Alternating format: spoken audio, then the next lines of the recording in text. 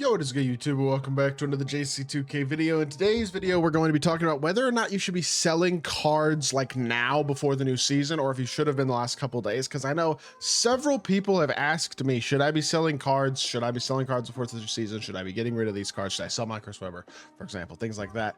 And I know a couple people who have sold really good cards and actually wound up losing MT based on what they paid for the cards initially. And it's like, I feel like panic selling, in my opinion, right now is actually not a very good idea. I think there are people out there who are concerned about losing their MT, and it's like, you have top tier cards. Like, for example, for me, I have a couple of top tier cards that are auctionable, Chris Webber and Victor Wembanyama specifically. And then obviously I got Dr. J and Beasley as the only other two auctionable cards that are in my lineup, but those guys aren't extremely expensive, so I'm not going to sell them anyways. You know what I mean? Because they're not extremely expensive. I don't think selling non-extremely expensive cards makes a lot of sense, especially if they're cards that are mainstays in your lineup. So I'll start with that.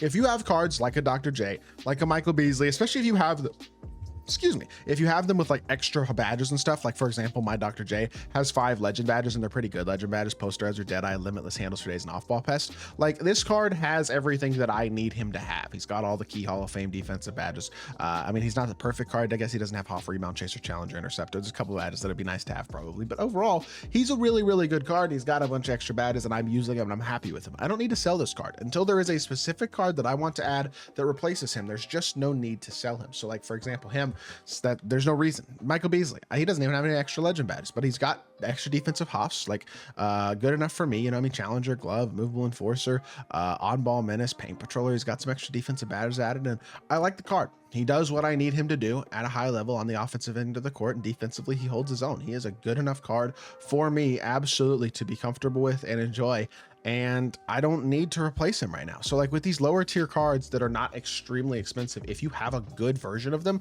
and you like them in your lineup, there's no reason to sell them, because let's say their prices do continue to drop, which, to be fair, they've already dropped so much. All these pink diamonds, like a Dr. J, like a Beasley, are now buyouts at this point. Like, or I assume they still are buyouts. They were buyouts anyway.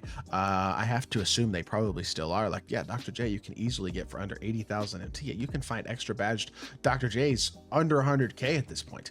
Michael Beasley, I don't know if he's still a buyout, but I know he was. He might not be quite a buyout, but if he's not, he's close to it. Yeah, there you go. He's right. Like, this isn't, this card has Hoff Dimer, or sorry, Legend Dimer added, and it's got like Legend Pick Dodger, a couple other, or sorry, Hoff Pick Dodger, a couple other Hoff defensive badges maybe added, like Hoff Off-Ball Pest and Glove might be added as well. Like, as a whole, you can find these cards for great values at this point. Let's say their prices do drop. They're not going to drop that much because they're already low. So you're not losing out on MT if you don't sell them. And that's the first thing I'll say. But I think the bigger question for people is with the top tier cards. Like, should I sell the Chris Webber? Should I sell the Victor Wembanyama? Should I sell my 100 overall Shaq or KP or MJ or Devin Booker, whoever you might have on your team, your expensive dark matters like Kawhi and guys like that? And my personal opinion is no. And here is why that is my opinion. These drops to start, for example, season 5, with the example of the 100, with the exception, sorry, of the 100 overalls that they had started dropping consistently, which obviously the first 100 overall came the week before in the All-Star Festival, which gave us 100 overall Vince Carter. But with the exception of that, like, that was the start of the 100 overall. So I guess that changed the power creep to a certain extent, but those cards are also so expensive that they weren't really accessible to the average My Team player. And I don't feel like the dark matters themselves were like game changing. Embiid and Gary Payton, really good cards, but not game changing to the meta. The season before that, we get a dark matter Dr. J who already had a pink diamond that was elite, and then opals that were not at all game changing to the meta. The start of the season drops, at least to this point in the year, have not been meta shifting and meta changing the way that previous years have been. Like, we got a My Team Festival drop to start season 3 that was absolutely not game changing at all. Like, I feel like the power creep has been slow enough and consistent enough to where none of these drops have been super meta changing and super impactful to the game mode as a whole.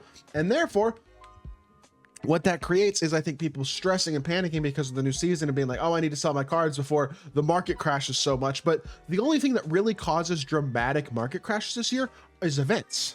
And we're not going to get an event anytime in the near future. Now, the most like soon event that we could possibly get would be a playoff event. And even that wouldn't be for another couple weeks. We could potentially see an Easter event. One of those two would not surprise me, but it also wouldn't shock me if we don't get events for either of those things.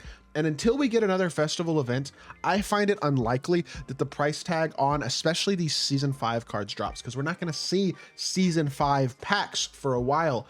I guess it is possible that Tuesday content continues to be super packs with every single card in the game the way that it was last season. It'll be interesting to see whether or not that is a thing or not. I really am fascinated to see that and to know, but I do think it'll be interesting regardless, just to find out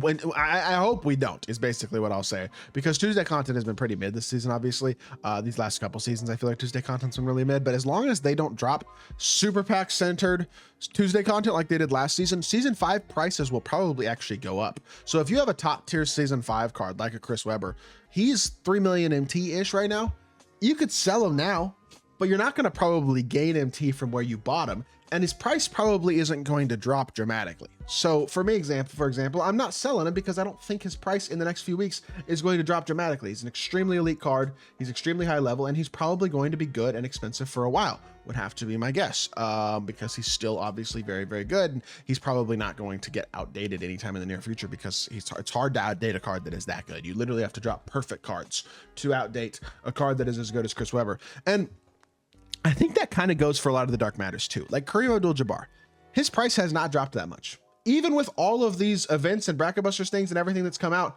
his price really has not dropped very much. And I think as a whole, what that has created is the game mode not being in nearly as bad of a state as people are concerned that it can be or will be. And I think it's interesting to keep in mind, like in terms of these card prices, they're just not dropping dramatically enough. And some of them have already dropped. Like a Joel Embiid is now the cheapest that he has been. He's under 500K.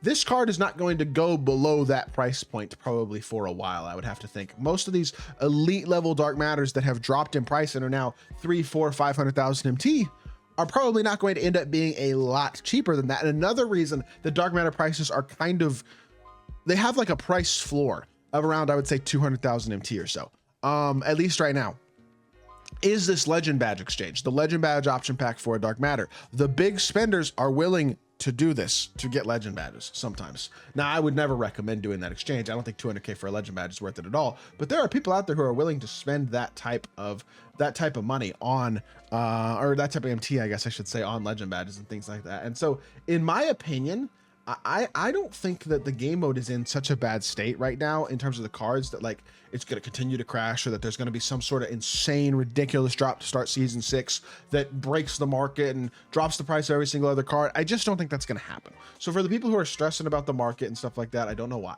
because I don't see what about the market is really concerning right now. In all honesty, I don't, at least me personally, that's again just my opinion at the end of the day, but I don't know. I know I've got a lot of questions about whether or not you should sell cards. I think holding on to your good cards right now is not a bad idea. I'm not going to sell guys who are incredibly impactful to my team. Now, if it's end of bench guys or guys who are not, who I have like good unsellable counters to, like let's say I had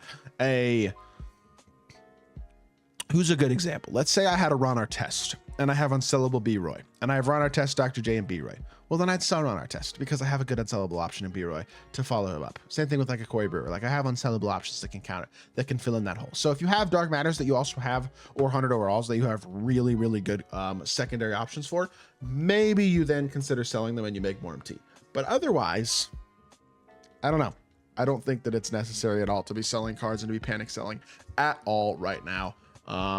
Because I don't think the market's going to crash that much from where it's already been. In fact, I wouldn't be surprised if it goes up a little bit over the next week or two with no event and less super packs and stuff like that. So with that being said, that is going to do it for this video. I hope y'all did enjoy. If you did, make sure you hit that like button, leave a comment, and subscribe. I'll be back with more 2K content very, very soon, and I appreciate y'all. Peace.